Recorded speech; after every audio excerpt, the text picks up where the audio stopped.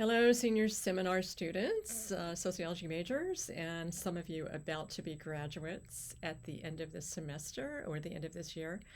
I am Dr. Susan Pearce, and I am your professor.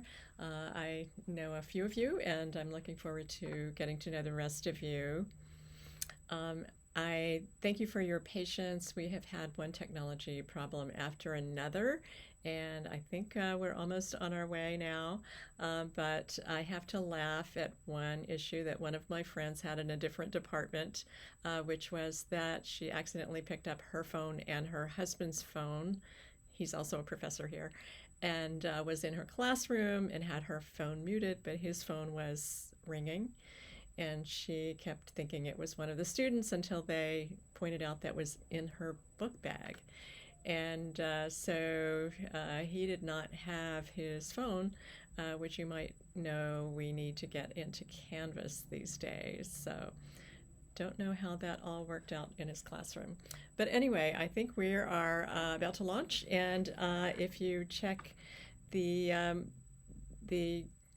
Canvas site for this course, you'll see that I have posted our beginning documents for us, and I'll be going over some of those now with you. First, I wanted to tell you a little about myself. I am a full professor here at ECU. I've been here now 18 years, starting my 19th. Those of you who know Dr. Melinda Kane, we came in the same year, actually.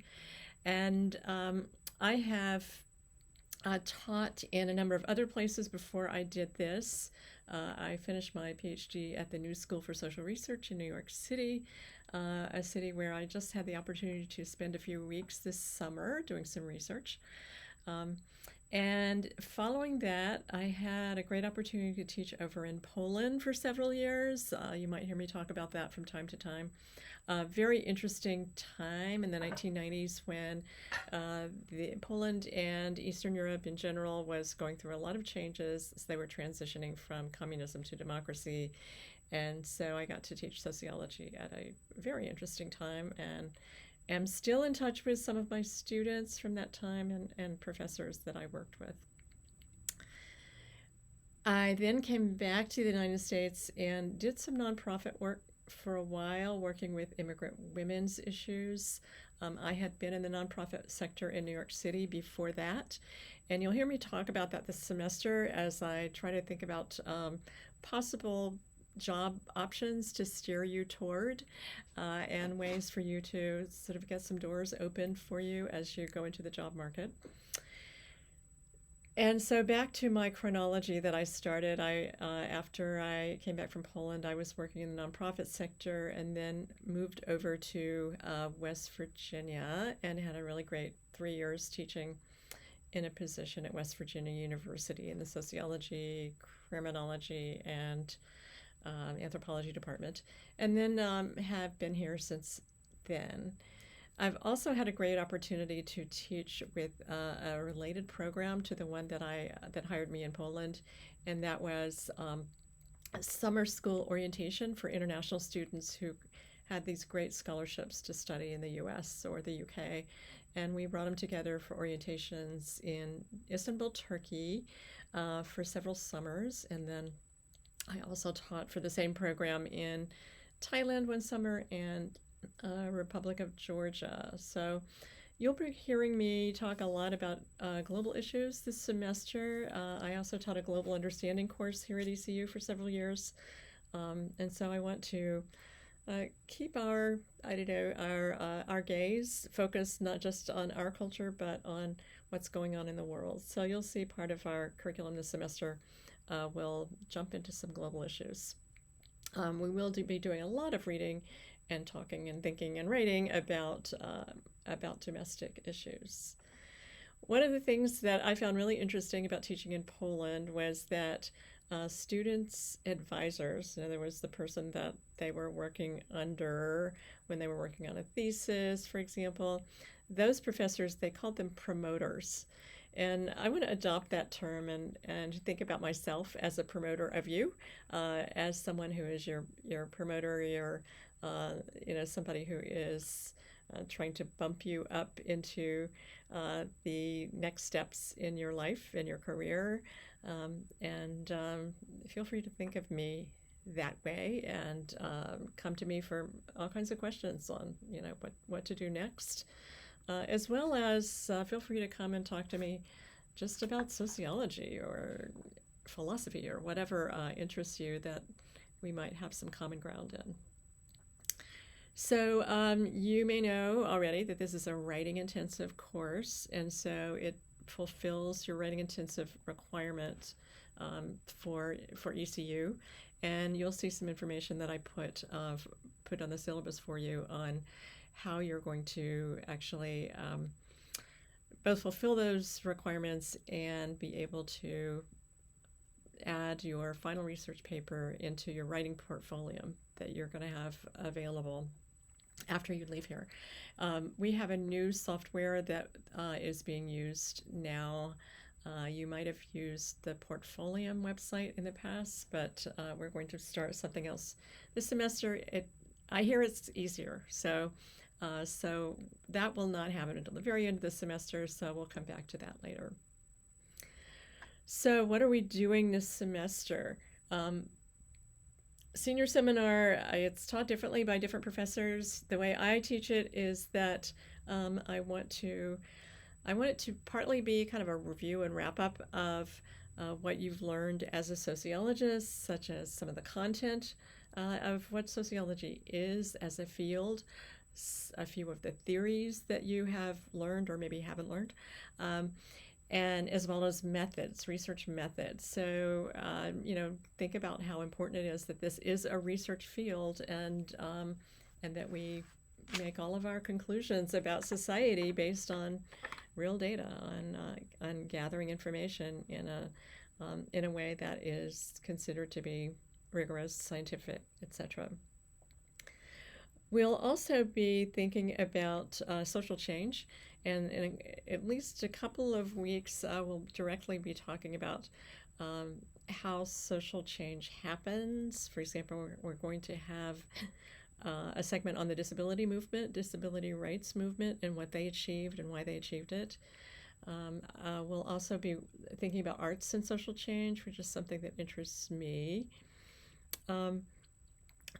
We're going to be reading two full books, and then reading excerpts and articles, maybe some videos for what you're reading. It's not super heavy reading. It's not textbooks either, but that might be good news for some of you who don't like textbooks. But the two books that we are reading, if you want to pull up the syllabus documents while you're listening to me, that would be great. There are 3 syllabus documents in there. One is just called syllabus, and that's just got the basics of what the required assignments are, as well as what we're going to be reading, and kind of very basic stuff. And then there's another document called important course policies, and that's got a lot more details about the grading policies, about other things related to the course that you need to look at.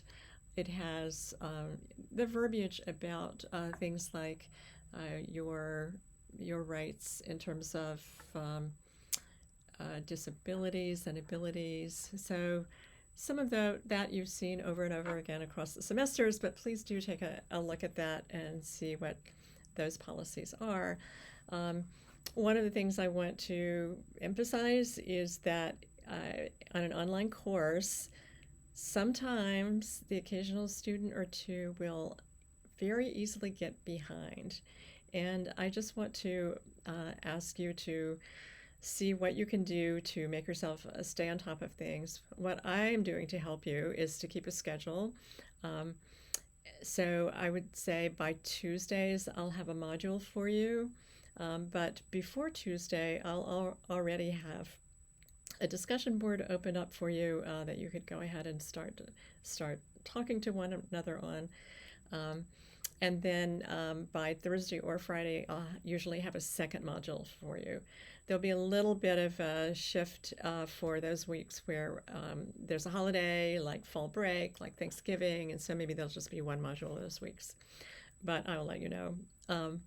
So what we are going to do is have discussion boards because this is a discussion seminar. So if you were to take this in class, we would all be sitting in a circle actually and talking to one another about the readings and having lots of good conversations. So let's do what we can to try to simulate that, to actually have a lot of back and forth and respectful back and forth. And your discussion boards, it's really important that these are original. And I want to say that because AI is being used even to post things on discussion boards. I can send you lots of articles about research that's being done on how the overdependence on AI by students is actually hurting their progress. It's hurting their learning their skill levels. And I want you to really push yourself this semester and do what you can to dig into the ideas, the material, teach yourself things you didn't know before, review things you might have learned before or forgotten. And I want this to really be a growth time for you in this course. So please put away any kind of, I don't know, let's say temptations to use AI for not just writing, but other things. I do say in the course policies that if you need AI for something very simple like to look up references for your paper, that would be fine. You can use the library though. It's got the same kind of thing. You can use our library, you can use Google Scholar, for example. But one reason I'm a little hesitant about AI is sometimes it's wrong. Sometimes it makes up references that don't exist. And that's honestly how sometimes we've caught students using AI, is that we can see that these are non-existent references. So, so with that, we will probably be discussing things like artificial intelligence this semester because it's a social issue. It's in the news every day.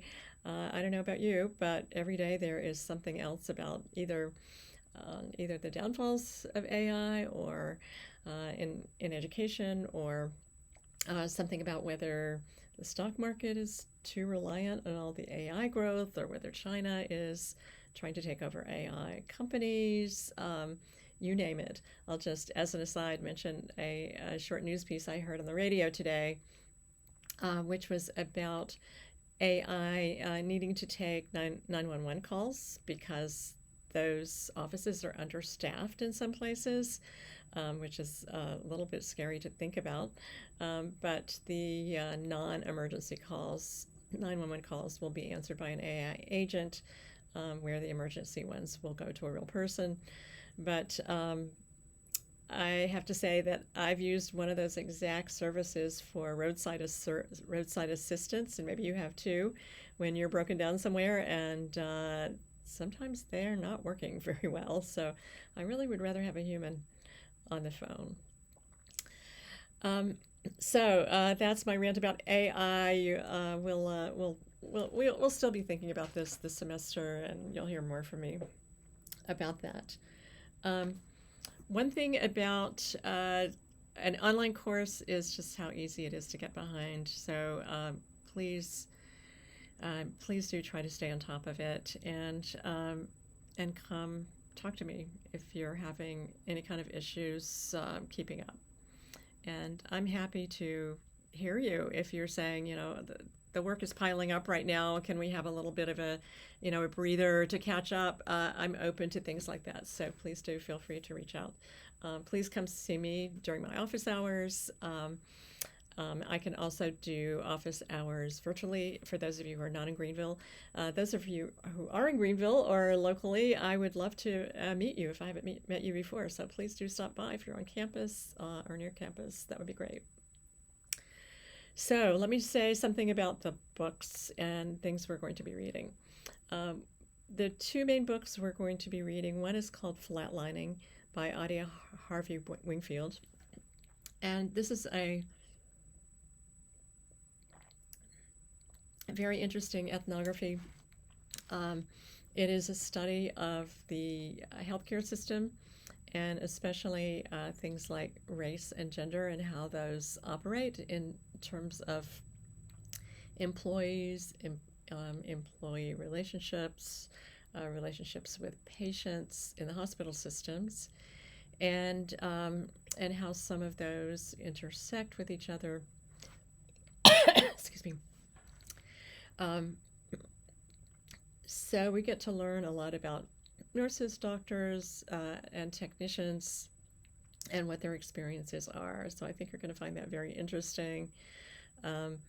I had a chance to speak briefly with the author of this book at a conference back in the spring and thanked her because I told her how much our students were really getting into that book. So that's the first book we'll be reading. The second one is a very interesting book called Front of the House, Back of the House. And one reason I like to use this each semester is it's about restaurant work. And a lot of you probably have been or are restaurant workers. So there's a lot for you to contribute to our discussions and relate to. It's a book it's by a very young sociologist who, I believe this was his dissertation for his PhD, worked in 3 different high-end restaurants in Los Angeles. And it's a real opportunity to get to know something about this kind of growing sector of restaurant labor, because so many restaurants have opened. This is kind of a major employment sector now. And about how race and ethnicity and gender play out in those restaurants. And especially he's looking at immigration and Latinx men who are employed in the back of the house, for example, and how there's some racial division that goes on between the front and the back of the house. So some of you probably have experience with that and will have a lot to contribute. I will be posting other readings for you across the semester. Some are articles, some are videos, some are excerpts from other books on a variety of topics. I won't go through all the topics, but we're actually starting this week by thinking about Hurricane Katrina. I'm posting a piece that I wrote for a book not long after Hurricane Katrina happened, and my interest was in the kind of the culture of New Orleans and how this disaster related to the jazz culture in that city. So that's what we're going to be partly talking about, but the other thing we'll be talking about is kind of the aftermath of the hurricane and what happened, and some of the racial and class divisions that were already in place but were exacerbated by the storm. So there is a short documentary for you to watch to post on that.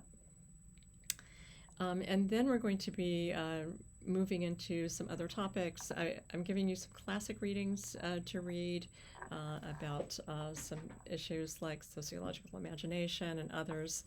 So keep up with those. I'll just touch base with a module each week related to those, and lots of announcements. So check for announcements from me. The assignments that we'll be doing, I'll let you check those out yourself. Please do look at each of them. You're going to have specific instructions for each one that I will be putting on Canvas for you.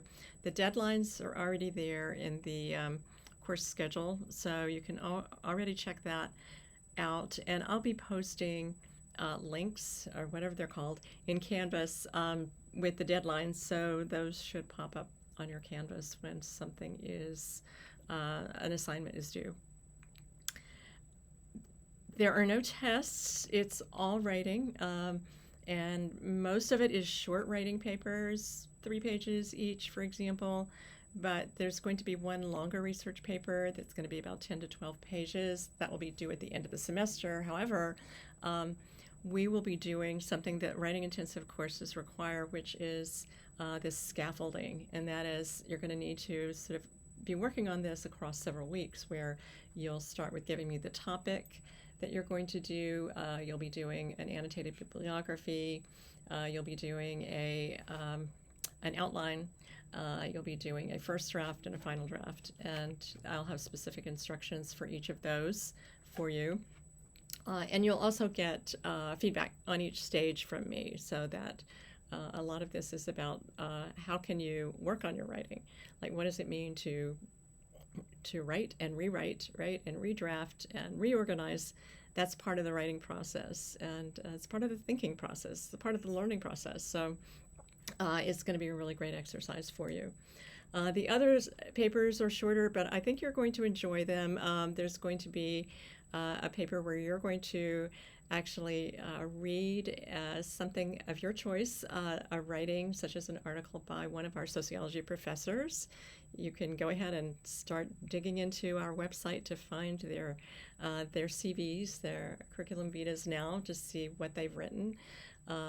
You can read one of their books. You probably don't have time for that, so you can read one of their articles, and you're going to be doing a reflection paper on the methodology that they used, and you're going to be writing kind of a reflection on a new project that you might do. So I'll give you instructions for that. You're also going to be writing a couple of reflection papers on each of the books that we're reading. There will be reflection papers on global issues and one on arts and social change. So I think all of those are pretty doable. They're each all about 3 pages each.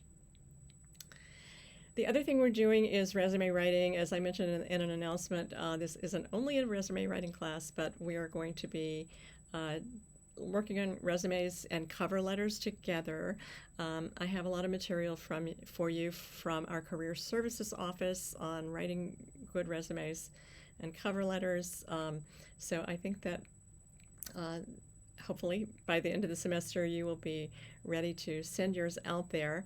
I'm doing this early in the semester, so those of you who are graduating, hopefully you can go ahead and get your resumes out there now. And in terms of the cover letter, I'll give you some instructions, but those of you who are applying for graduate school, you can write a statement of purpose rather than a cover letter. So I'll be giving you instructions on that, and I'm happy to give you feedback before you apply for graduate school. If you're applying before the deadline for my class, please contact me. I'm happy to give you some feedback whenever you need it. We have 2 graduate assistants that you'll see listed there in the document on important course policies, and you'll get to know them a little because they'll be in the discussion boards with you. You can reach out to them if you're having trouble reaching me for some reason. There may be a time when I'm out of town, and if you need me, I'll make sure that you have their contact information. So 2 students, one is named Cam and one is named Bristy.